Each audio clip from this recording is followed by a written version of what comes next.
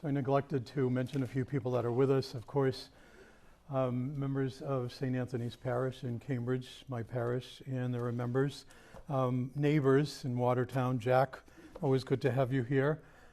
Sam from Connecticut is going to be on This Is the Day today. He works with youth ministry, and I hear that he started a group called Meet and Greet, M-E-A-T, Meet, getting together for hamburgers and whatever. So it's good to have him. And members of the Shalom Catholic community, who you read about in CatholicTV this month. They're a group from Brazil, missionaries from Brazil, who have come to Cambridge, the Archdiocese. And their charism, their mission is to evangelize young people, the youth. And so it's great to have them here as well in the chapel. Naturally, all of you as well joining us here to celebrate these sacred mysteries. Today we celebrate, as I said, St. Lucy. Lucy, the name Lucia, Lucy comes from light. And we heard in the psalm that those who have the light of life follow the Lord, or those who follow the Lord have the light of life. And that is exactly what we want. We also know that Jesus Christ is the light of the world. That's why when we're baptized, we're illuminated by Christ. We receive a candle to remind us that Christ is the light that we follow. And yet there are many who don't follow the light, who don't follow the Lord, because they want to hear, as we hear in the gospel today, they want to hear a different dance and a different song. They want to see a different dance and hear a different song. It's like children in the marketplace. It's like the marketplace nowadays telling us that we should follow what they want us to follow, not what we know that we need to follow.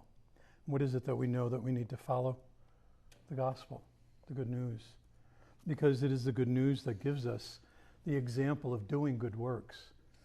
I was reading this, a sermon for today, the second Friday, or Friday of the second week of Advent, and it talked about that poem that Mother Teresa, they said, probably had written on the wall of her room. She certainly mentioned it a number of times, and you've seen it on Facebook if you're on that media. And it says, people want us to do certain things, or if we do a certain thing, they'll think that we're trying to impress, or that we're trying to be better, that we're trying to be good, that we're trying to be this, that, or the other thing. And what does Mother Teresa say? Do it anyway. Do it anyway.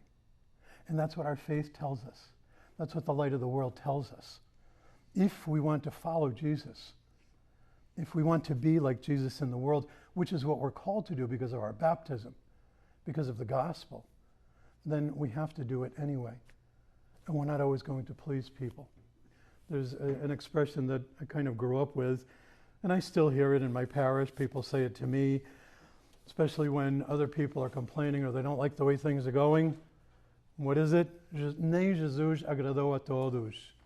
Not even Jesus pleased everyone. And this is exactly what this gospel is saying. Jesus came not for the righteous, but for the sinners, to convert them, to change them by his love for them.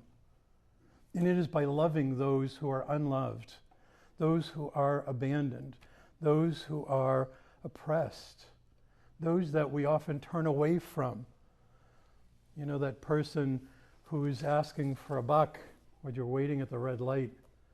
And what do? You look down, or you look at your phone, or you look at the radio. What's it going to hurt to open the window and give them $1? Give them 50 cents, give them whatever. We make judgments about people because we know that there are stories of people like that who are very wealthy. But there are probably just as many, if not more, who have nothing. And they look to us to give them a high, even, an acknowledgement, but not to ignore them. And that's what the children in the marketplaces wanted to do, to ignore the world and to have a good time. Does that sound familiar? I haven't been to the mall in a long time, so I don't know how many people still hang around at malls. I know that they're closing. So it's unfortunately not a place where people can go and walk even any longer, because they were gathering together to share some good news about their lives. But nevertheless, People want us to dance to their music. They want us to sing what they sing.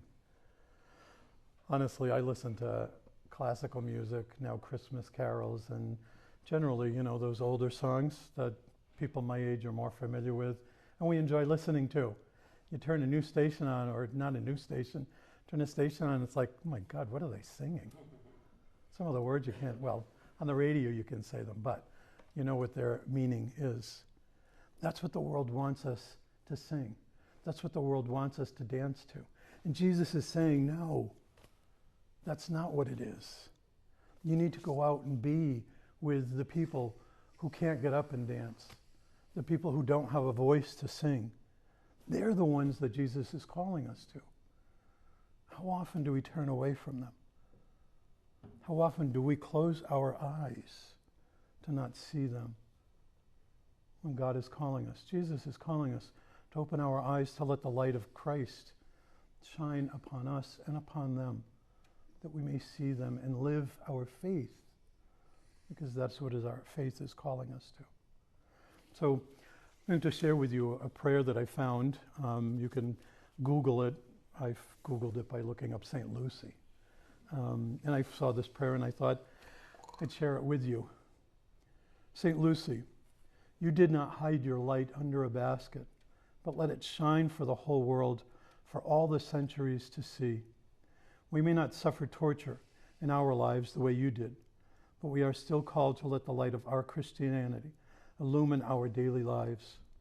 Please help us to have the courage to bring our faith into our work, our recreation, our relationships, our conversion, every corner of our day. Amen. St. Lucy is a reminder to us to live our faith each and every day, even when it hurts. She was persecuted. They tried putting her to death. Finally, after trying to burn her to death and do other torturous, horrible things, they finally pierced her with a sword.